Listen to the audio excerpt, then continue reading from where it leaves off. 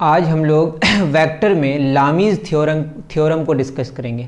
लामीज़ theorem को discuss करने से पहले हम लोग इक्विलिब्रियम के बारे में जाना था। हम लोगों ने क्या जाना था?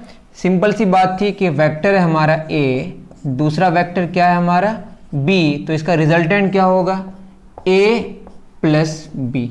ये रिजल्टेंट है, इसको हम c वेक्टर कहें, ठीक है ना। ये वेक्टर हमारा क्या है? c वेक्टर है। ये जो c वेक्टर है ये a प्लस b हमारा c वेक्टर है। अगर ऐसा हो जाए, इस c वेक्टर को हम ऐसा ना करके क्या करें, इसका डायरेक्शन को चेंज कर दें, तो अभी क्या हो जाएगा बताइए? ये हो जाएगा माइनस c वेक्टर। क्या हो जाएगा? ये माइनस c वेक्टर। बेसिकली अगर हम इसको c वेक्टर मान लें तो क्या हो जाएगा? a vector plus b vector बराबर क्या होगा? a plus b vector plus c vector, ये तीनों मिलके कितना हो जाएगा? 0। या कह सकते हैं कि c वेक्टर बराबर a vector plus b vector, इस दोनों का सम का negative, that is a vector plus b vector plus c vector क्या हो गया हमारा? 0 हो गया। तो ये हमारा क्या हो गया? ये इक्विलिब्रियम वाली बात हो गई। कौन सी वाली बात हो गई? इक्विलिब्रियम वाली बात हो गई। a plus B plus C क्या हो गया? 0 हो गया। That is a plus B का जो रिजल्टेंट है उसका निगेटिव के बराबर है ये, तब ये तीनों क्या हो जाएगा? इक्विलिब्रियम हो जाएगा। ठीक है, इसके बारे में हम लोग डिस्कशन करते हैं। हम लोग लामीज़ थ्योरम को पढ़ने के लिए कुछ एक एग्जाम्पल लेंगे, उस एग्जाम्पल के थ्रू लामीज़ थ्योरम को समझने की कोशिश करेंगे। ठीक है, कैसे समझ? देखिए, आप यूं समझ जाए जहां से शुरू हुआ वहीं पे आगे खत्म हो गया, तो तीनों का जो समेशन होगा वो क्या होगा? 0 होगा। तो हमने क्या लिया? एक एग्जाम्पल लिया, एक वेक्टर है a वेक्टर जिसका मैग्नीट्यूड कितना है? 6। दूसरा वेक्टर है b वेक्टर, अभी हम लोग थोड़ा बढ़िया वाला ले रहे हैं जिससे रिजल्ट क्या है थोड़ा सा हमें आसानी से आ जाए। b वेक्टर है जिसका मैग्नीट्यूड 8 है और एंगल हम क्या ले रहे हैं? 90 डिग्री। और तीसरा क्या ले रहे हैं? तीसरा हमारा 90 होगा, 6 स्क्वायर 36, 8 स्क्वायर 64, 36 प्लस 64 100 का स्क्वायर रूट क्या आ जाएगा बताइए? 10 आ जाएगा। और ये कौन सा वेक्टर हमने मान लिया? c vector, that is a vector plus b vector plus c vector. कितना आया हमारा? ये तीनों मिलके हमारा कितना आ जाएगा? 0। That is a vector plus b vector. अब a और b के बीच का एंगल जानना है, तो a और b के बीच का एंगल कैसे निकलेगा? एंगल जानने के लिए हम लोग क्या करते हैं? को इनिशियल करते हैं, दैट इज ये दोनों के बीच एंगल कितना है हमारा? 90। ये 90 डिग्री है, तो इसको आगे ऐसे लेके बढ़ाएंगे तो बेसिकली ये भी कितना होगा? 90 डिग्री होगा। तो a वेक्टर और b वेक्टर के बीच कितना एंगल है बताइए? Angle between a vector and b vector, इसके बारे में डिस्कशन मैंने कर दिया है पीछे वाले लेक्चर्स में। उसके बाद b वेक्टर और c वेक्टर के बीच एंगल जानने के लिए क्या करेंगे? या तो इसको पीछे कर देंगे या इसको आगे कर देंगे। इसको आगे करेंगे तो इस तरह से ये एक्चुअली ये कोइनिशियल हो जाएगा, ये ऊपर चला जाएगा और ये इधर है, तो एंगल कितना हो गया बताइए? ये है एंगल हमारा 90 डिग्री और 8 के ऑपोजिट ये कितना होगा? 53 डिग्री और 6 के ऑपोजिट क्या होगा? 37 डिग्री। तो ये कितना होगा? 180 डिग्री माइनस 37 डिग्री। कितना आ जाएगा? यहीं पे कर दे रहा हूँ, ठीक है वही लिखते हैं, कोई दिक्कत नहीं है। तो ये एंगल बिटवीन क्या हो गया? B एंड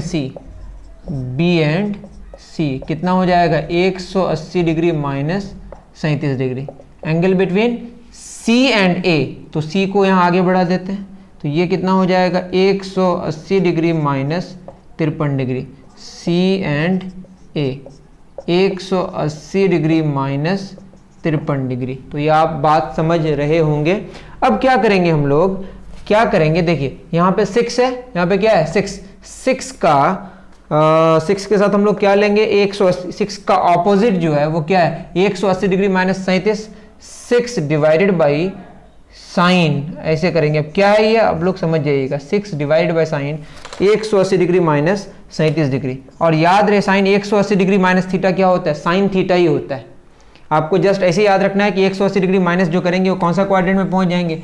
0 डिग्री, 90 डिग्री, 180 यहाँ पहुंच जाएंगे। तो ये perpendicular hybrid, positive hybrid positive लेते ही है, तो ये क्या आएगा? पॉजिटिव आएगा। और 180 के साथ ऑपरेशन करते हैं तो कोई फर्क नहीं पड़ता। तो 6 बाई साइन 180 माइनस 37 क्या होगा? ये होगा हमारा साइन 37 डिग्री होगा। और साइन 37 डिग्री कितना होता है बताइए? ये हो जाएगा आपका 3/5, दैट इज 3 दूना 6, 5 दूना कितना आ जाएगा? 10। उसके बाद 6 के साथ हो गया। हम 8 के बारे में बात करें, 8 का ऑपोजिट 53 डिग्री और इसको लेंगे हम। अभी वो क्या है जस्ट आप देख लीजिएगा, समझ आएगा, कुछ पैटर्न नजर आएगा। 8 बाई साइन 180 डिग्री माइनस क्या होगा? 53 डिग्री, क्या हो जाएगा 8 बाई साइन 53 डिग्री। और साइन 53 डिग्री का वैल्यू कितना होता है 4/5। गलत किया क्या, सॉरी यहाँ 8 होगा, तो क्या हो जाएगा 4 दूना 8, 5 दूना क्या आ जाएगा 10, ये भी वही आया। उसके बाद तीसरा वेक्टर कौन सा बचा, सी का क्या होगा 90 डिग्री, ये कितना 90 डिग्री, तो सी बटे साइन 180 माइनस 90, इसको भी कर देते हैं -90, तो ये क्या होगा सी बाई सी मतलब कितना, सी मतलब हो गया हमारा 10 बटे इतना 10 बटे कितना साइन 90 डिग्री, और 10 बटे साइन 90 डिग्री 1 वैसे लिखने की कोई ज़रूरत नहीं थी। तो आप देख सकते हैं कि चाहे वो 6 बटे साइन 37 डिग्री करें या 8 बटे साइन 53 डिग्री करें या 10 बटे साइन 90 डिग्री, सबका वैल्यू क्या आया, सेम आया, सबका वैल्यू क्या आया, सेम आया। तो इसी को हम लोग कैसे लिखेंगे बताइए, ये आप ठीक से देख लें, क्योंकि हमारे पास जगह की कमी है। इसी को अगर हम कैसे लिखते हैं बताइए, ये हमारा कौन सा वेक्टर है, बी वेक्टर है, ये बी वेक्टर है, और ये कौन सा वेक्टर है बताइए, ए वेक्टर है। उसके बाद तीसरा वेक्टर कौन सा वेक्टर है, सी वेक्टर है। ऐसे ही कुछ है, देखिए ये सी वेक्टर है और ये ए वेक्टर है और ये बी वेक्टर है। That is A vector B vector का रिजल्टेंट इधर होता, इसका अपोजिट कर दिया तो नेट कितना हो गया, 0 हो गया। That is A vector B vector का रिजल्टेंट कहीं इधर जाएगा, और ये कौन सा वेक्टर हुआ, सी वेक्टर। तो ए वेक्टर बी वेक्टर के बीच कितना एंगल है, 90 डिग्री। ए वेक्टर और सी वेक्टर के बीच देखिए, ए वेक्टर सी वेक्टर कितना एंगल है, 180 डिग्री माइनस 53 डिग्री। इसको मैं अलग तरीके से लिख रहा हूँ अभी, 180 डिग्री माइनस 53 डिग्री। और ये बी और सी, ये हमारा बी है और ये सी है, तो ये बी है और ये सी है, इस दोनों के बीच कितना एंगल है, 180 डिग्री माइनस 37 डिग्री। तो इसको अगर देखें अच्छे से तो बेसिकली क्या हुआ, ये जो रिजल्ट दिया ये क्या दिया, ए बटे साइन 180 डिग्री माइनस, ए बटे साइन 180 डिग्री माइनस 37 डिग्री बराबर बी बटे sine 180 degree minus 53 degree is equal to C बटे साइन 90 डिग्री। तो यहाँ पे आप देखिए सारा वही है, ए बटे 6 मतलब ए बटे sine 180 degree minus 37 degree, B बटे साइन 180 डिग्री माइनस 53 डिग्री, और सी बटे sine 90 degree. That is A बटे साइन का ऑपोजिट, सॉरी ए बटे साइन, ए लेंगे और उसके ऑपोजिट लेंगे एंगल को, दैट इज ए बटे sine of opposite angle, B बटे sine of opposite angle, C बटे साइन ऑफ ऑपोजिट एंगल, तीनों क्या होगा, बराबर होगा। लेकिन इसके लिए कंडीशन क्या है, जो वेक्टर्स होंगे ये क्या है, एक ही प्लेन में क्या होना पड़ेगा, कोप्लेनर होना पड़ेगा। क्या होना पड़ेगा, कोप्लेनर। और ये क्या होगा, एक ही पॉइंट से गुजरना पड़ेगा, दैट इज क्या होना पड़ेगा, कॉनकरेंट होना पड़ेगा। क्या होना पड़ेगा, कॉनकरेंट। और एक ही लाइन में नहीं होना पड़ेगा, नन कोलिनियर होना पड़ेगा। तो तीन वेक्टर अगर क्या हो, नन कोलिनियर, कोप्लेनर और कॉनकरेंट हो, तो आप समझ जाइए कि ये वाला अप्लाई कर सकते हैं। और इसके लिए साथ में क्या होना पड़ेगा, A vector plus B vector plus C vector क्या होना पड़ेगा, 0। तो इसको हम क्या बोलते हैं, यही हमारा क्या हो गया, this is called Lami's theorem. कौन सा थ्योरम, लामीज थ्योरम। आप इतना नोट डाउन करें, फिर इसके बाद इसके बारे में हम आगे डिस्कशन करते हैं।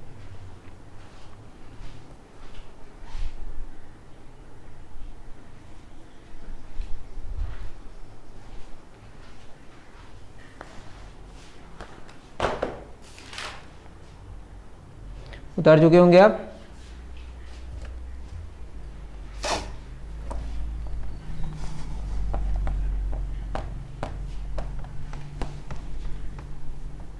जनरली इसको कैसे हम लोग बना सकते हैं, ये वेक्टर है, ए वेक्टर बी वेक्टर, इसका मैग्नीट्यूड कहीं इधर होगा, इसका जितना इसका रिजल्टेंट इधर जाएगा उसका जस्ट ऑपोजिट एक वेक्टर हो जाए तो क्या हो जाएगा, A vector plus B vector plus C vector बराबर क्या होगा, 0 हो जाएगा। क्या हो जाएगा बताइए, 0 हो जाएगा। अगर ऐसा हो जाए तो ए का ऑपोजिट, ए का ऑपोजिट, यहाँ पे ए का ऑपोजिट हमने साइन 100 ये लिए थे, जो भी लिए थे इसको हमने क्या ले लिया, अल्फा। बी का ऑपोजिट क्या ले लिया अभी, बीटा। और सी का ऑपोजिट क्या ले लिया, गामा। तो ऐसा अगर हो तो ये इंप्लाई करेगा क्या क्या होना चाहिए, कोप्लेनर, कॉनकरेंट और नन कोलिनियर हो, और A plus B plus C is equal to 0 satisfy करे, तो समझ जाइए क्या हो जाएगा, ये इंप्लाई करेगा ए बटे साइन अल्फा बराबर क्या होगा, बी बटे मतलब ए का मैग्नीट्यूड बी बटे साइन बीटा बराबर क्या होगा, सी बटे साइन गामा। तो ये रूल आपको याद रखना है। इसके लिए क्या होना पड़ेगा, जैसे फोर्स की बात करें तो ए और बी का जो रिजल्टेंट फोर्स इधर जाएगा जस्ट उसका ऑपोजिट, उसका दोनों क्या बराबर होगा, तो नेट फोर्स क्या हो जाएगा, 0। तो आप ये डायरेक्टली अप्लाई कर सकते हैं। ठीक है, इस पर हम लोग एप्लीकेशन नहीं करेंगे, क्वेश्चंस ढेरों मिल जाएंगे। जस्ट मुझे क्या बताना था, लामीज थ्योरम। कौन सा theorem? Lami's theorem. Lami's theorem को ही अगर आप दूसरे तरीके से देखें तो आपको क्या नजर आएगा, उसको बोलते हैं लॉ ऑफ साइंस। क्या बोलते हैं इसको? Law of science. तो यही मैं बता दे रहा हूं, लॉ ऑफ साइंस। क्या है लॉ ऑफ साइंस? मान लेते हैं कि मैं एक्चुअली क्या है, ए बी लिया, ए लिया और ये बी लिया, और यहाँ पे मैंने क्या दे दिया, 90 डिग्री। तो ये ए का ऑपोजिट, इसको हमने क्या लिया, ये अल्फा, बी का ऑपोजिट क्या है, बीटा। इसे भी देख सकते हैं, ये एक्स है। तो क्या हो जाएगा, साइन अल्फा, साइन अल्फा क्या हो जाएगा, साइन अल्फा एक्स बटे बी, या X is equal to B sine alpha. और साइन बीटा क्या हो जाएगा, एक्स बटे ए, एक्स बराबर ए साइन बीटा। इस दोनों को आप देखेंगे तो क्या हो जाएगा बताइए, एक्स एक्स सेम है, that is B sine alpha बराबर A sine beta, that is B बटे साइन बीटा बराबर क्या हो जाएगा, ए बटे साइन अल्फा। अगर यहाँ पे गामा ले लेते तो क्या हो जाता है, ए बटे साइन अल्फा बराबर बी बटे साइन बीटा बराबर सी बटे साइन गामा। तो हो सकता था ये अगर तीनों लेते, ये क्या हो जाता अगर गामा, तो ये क्या हो, सी बटे साइन गामा। तो इसको क्या बोलते हैं हम लोग, लॉ ऑफ साइंस। तो ये वही बात है, लेकिन वहाँ पे हम ट्रायंगल में बना रहे हैं, और यहाँ पे हम फोर्स की बात करेंगे। अगर तीन फोर्सेज अगर जीरो हो जाए, F1 plus F2 plus F3 अगर जीरो हो जाए, तो F1 बटे साइन अल्फा बराबर F2 बटे साइन बीटा बराबर F3 बटे साइन गामा। तो इस तरह से आप अप्लाई कर सकते हैं चीज़ों को। उम्मीद है आपको ये समझ आया होगा, ठीक है ना। तो हमने जितनी सारी चीज़ें पढ़ा किसमें, वेक्टर्स में, तो जस्ट हमारा वेक्टर्स का प्रोडक्ट छूटा है। क्या छूटा है, वेक्टर्स का प्रोडक्ट। जस्ट उसके बारे में थोड़ी सी जानकारी दे देते हैं। वो वेक्टर का प्रोडक्ट में क्या होता है, दो तरह के वेक्टर्स होते, वेक्टर का प्रोडक्ट होता है, एक होता है डॉट प्रोडक्ट और एक क्रॉस प्रोडक्ट। कौन कौन सा प्रोडक्ट, डॉट प्रोडक्ट और क्रॉस प्रोडक्ट।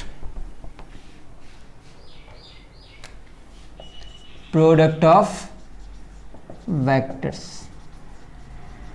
ठीक है ना। इसमें कितने प्रोडक्ट होंगे बताइए, एक होगा डॉट प्रोडक्ट और एक होगा क्रॉस प्रोडक्ट। तो डॉट प्रोडक्ट की बात जब करेंगे, ये एक्चुअली स्केलर प्रोडक्ट होगा। इसमें ज़्यादा अभी सोचना नहीं यार, ये कैसा प्रोडक्ट होगा, vector product. That is dot product करेंगे तो दो वेक्टर्स को अगर मल्टीप्लाई करेंगे, और अगर डॉट मल्टीप्लाई करेंगे तो उसका रिजल्ट क्या आएगा, स्केलर आएगा, और क्रॉस मल्टीप्लाई करेंगे तो क्या आएगा, वेक्टर आएगा। आप यूं जाने, दो वेक्टर है, एक वेक्टर है ए वेक्टर, दूसरा वेक्टर है बी वेक्टर, ठीक है ना। इसका मैग्नीट्यूड मान लेते हैं, वही ए का मैग्नीट्यूड हमने क्या ले लिया, ए, और बी का मैग्नीट्यूड क्या ले लिया, बी, और दोनों के बीच एंगल कितना लिया, थीटा। तो बी को अगर यहाँ लेके आएंगे तो क्या होगा, बी कॉस थीटा।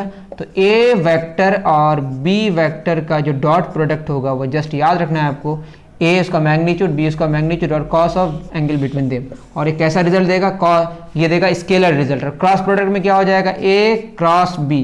जब क्रॉस करते हैं आप देखते हैं ना, ऐसे क्रॉस करते हैं तो ऊपर जाता है, ऐसे क्रॉस कर नीचे जाता है। इसके बारे में अलग से हम डिस्कशन करेंगे, जस्ट फटाफट मैं बता दे रहा हूँ यहाँ पे। ये क्या होगा, ए इसका मैग्नीट्यूड, बी इसका मैग्नीट्यूड, यहाँ कॉस नहीं होगा, क्या होगा, साइन थीटा। और यहाँ पे एक यूनिट वेक्टर आएगा एन कैप, जो ए वेक्टर और बी वेक्टर दोनों का ही नॉर्मल होगा। दैट इज हम जब क्रॉस करते हैं ए एक्स को वाई से, आप खुद सोचिए कि एक्स को अगर वाई से हम क्रॉस करें, एक्स को वाई से क्रॉस करें तो किधर आएगा, जेड की तरफ जाएगा।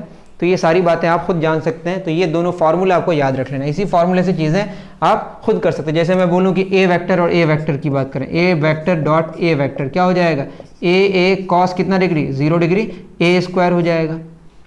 सिंपल सी बात है। यहाँ पे अगर ए वेक्टर क्रॉस ए वेक्टर करें तो क्या हो जाएगा, साइन 0 डिग्री है, 0 आ जाएगा। तो उसको उसी के साथ क्रॉस करने से क्या आ जाता है, 0, बट इसको उसी के साथ क्रॉस करने से उसका क्या हो जाता है, स्क्वायर। ये सिंपल सी बात है, आप नोट डाउन कर सकते हैं। जैसे आई डॉट आई करें, या जे डॉट जे करें, या के डॉट के करें, कितना आएगा, 1 आएगा, चूंकि ये 1 इंटू 1 स्क्वायर 1 ही है, चूंकि इसका मैग्नीट्यूड 1 है। और यहाँ पे अगर आई क्रॉस आई करें, या जे क्रॉस जे करें, या के क्रॉस के करें तो क्या आएगा, 0 आएगा, चूंकि उसको उसी के साथ हम क्या नहीं कर सकते, क्रॉस नहीं कर सकते। ये छोटी छोटी बातें हम नोट डाउन कर सकते हैं। उसी तरह से आई डॉट जे करेंगे तो एंगल कितना, 90 डिग्री, 0 आएगा। उसी तरह जे डॉट के एंगल कितना है, 90 डिग्री, 0 आएगा। के डॉट आई उसी तरह क्या आ जाएगा, 0 आ जाएगा। तो एंगल 90 डिग्री होने से क्या हो, कॉस 90 डिग्री क्या देगा, 0 देगा। मेरी बात समझ आनी चाहिए आपको, इतना नोट डाउन कर लें आप।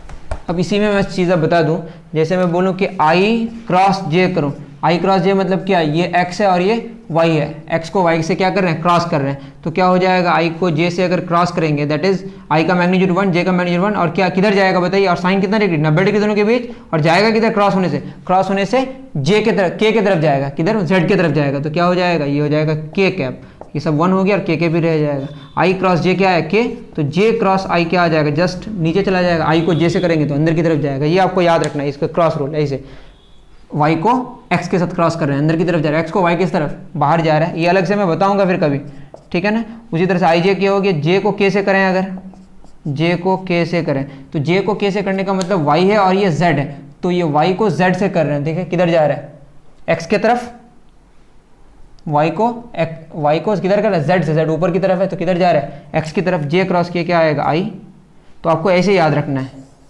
i j k, i को j से कर रहे हैं, क्या है, k आ रहा है इधर से, i को j से कर रहे हैं, k आ रहा है, j को k से कर रहे हैं, i आ रहा है, k को i से करेंगे, j आएगा, ठीक है, जस्ट ऑपोजिट करेंगे, एंटी क्लॉकवाइज जाएंगे तो पॉजिटिव आएगा, क्लॉकवाइज करेंगे तो क्या आएगा, निगेटिव आएगा। तो ये छोटी छोटी बातें हैं, इसके बाद इसमें कुछ क्वेश्चंस हैं, डायरेक्टली अगर हमको निकालना पड़े तो वो निकाल भी सकते हैं, वो मैं बता ही देता हूँ, क्यों आप कहिएगा कि ना बताएं, ना बताया मैं, है ना।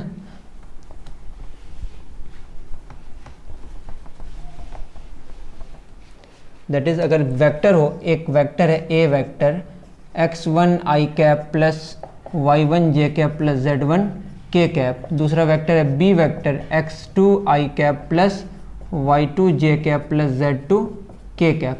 ए और बी का अगर हम क्या करें, डॉट प्रोडक्ट निकालें तो क्या हो जाएगा, x1 x2, उसके बाद x1 y2, i और j का क्रॉस 90 डिग्री 0 हो जाएगा, सॉरी डॉट 0 हो जाएगा, i और k का 90 डिग्री 0 हो जाएगा, तो ये तो 0 हो गया, प्लस y1, ये j और i 90 डिग्री 0 हो जाएगा, j 1 हो जाएगा, y1 y2 बचेगा, उसी तरह क्या बचेगा, z1 z2 बचेगा। ये एक फॉर्मूला हो गया, डायरेक्टली पुट करके आप आंसर निकाल सकते हैं। लेकिन अगर a क्रॉस b करें तो, a क्रॉस b करेंगे तो क्या होगा, i का i के साथ 0 हो जाएगा, x1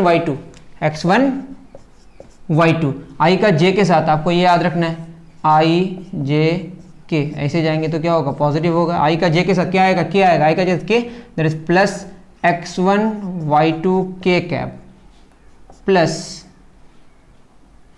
सॉरी ये तो हो गया x1 y2 k कैप, फिर x1 z2 i का k के साथ उल्टा जा रहा है, माइनस j कैप, आप खुद ऐसे क्रॉस करके देख सकते हैं। उसके बाद फिर क्या हो जाएगा, y1 x2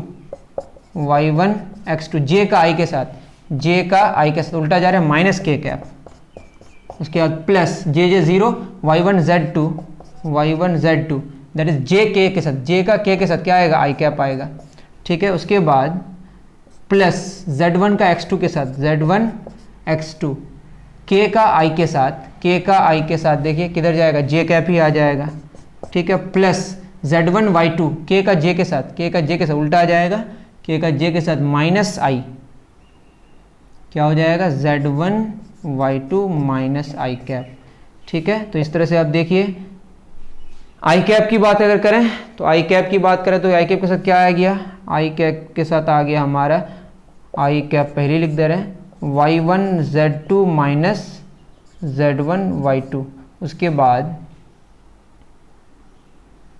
plus j cap अगर करें, प्लस j कैप या माइनस j कैप करें, चलिए प्लस j कैप करेंगे तो क्या हो जाएगा, प्लस j कैप करें, z1 x2 minus z1 x2 minus j cap लिखते हैं, पहले ये आ जाएगा x1 z2 minus z1 x2, minus मैंने कॉमन लिया तो प्लस यहाँ पे, तो यहाँ माइनस क्या हो जाएगा, प्लस हो जाएगा।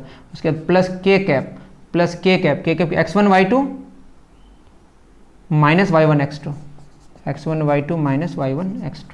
तो ये आपका एक फार्मूला आ गया। इस फार्मूले को आप ध्यान से देखें तो इसको हम सिंप्लीफाई करके भी लिख सकते हैं, जस्ट आपको पुट कर देना, ऐसे ही आप निकाल सकते हैं अलग अलग करके, ठीक है। मैं जस्ट निकालना सिखा दिया। ए और बी का क्रॉस प्रोडक्ट कितना आ जाएगा बताइए, आई कैप, और ये कितना हो जाएगा, आई कैप बाद में भी लिख सकते हैं, इसको लिख सकते हैं हम लोग, आई का मतलब ये एक्स वाला है तो वाई जेड आएगा, क्या होगा, y1 z1 y2 z2, ठीक है ना, y1 z2 minus y2 z1 minus j cap, क्या हो जाएगा x1,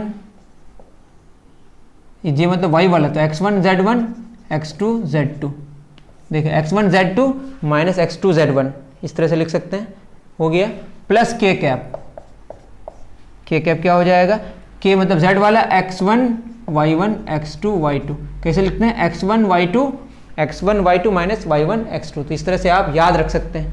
ठीक है, ये फॉर्मूला हो गया। अगर ऐसा होगा कि ए वेक्टर और बी वेक्टर उस तरह से गिवन हो तो ए क्रॉस बी आपका ये आ जाएगा। ठीक है, इसको और भी शॉर्ट करके मैं लिखा दे रहा हूँ, ऐसे लिख सकते हैं आई जे के, इसको डिटर्मिनेंट मेथड बोलते हैं, x1 y1 z1 x2 y2 z2। इससे क्या होगा, इसको मैं बता दे रहा हूँ कैसे आप करेंगे। यहीं पे देख लीजिए, आई हो गया, इसका क्या हो जाएगा, अगर आई को लें तो ये हो जाएगा हमारा इसका रो, इसका कॉलम, बचा क्या, y1 z1 y2 z2, यही लिखा हुआ है, माइनस जे कैप, अब बताइए ये वाला चला गया तो क्या बचा, x1 z1 x2 z2 ये बच गया, प्लस k कैप, तो क्या बचा, x1 y1 x2 y2, उस तरह से लिख दिए। ये डिटर्मिनेंट मेथड है। मुझे उम्मीद है कि आपको समझ आया होगा। इसमें मैं डिस्कशन चूंकि कभी और फिर करूंगा, इसमें थोड़ा सा मुझे बताना था जो मैं बता दिया। तो ये हमारा पूरा का पूरा वेक्टर का सीरीज फिनिश हो गया। उम्मीद है कि आपको बहुत पसंद आया होगा। Thank you very much.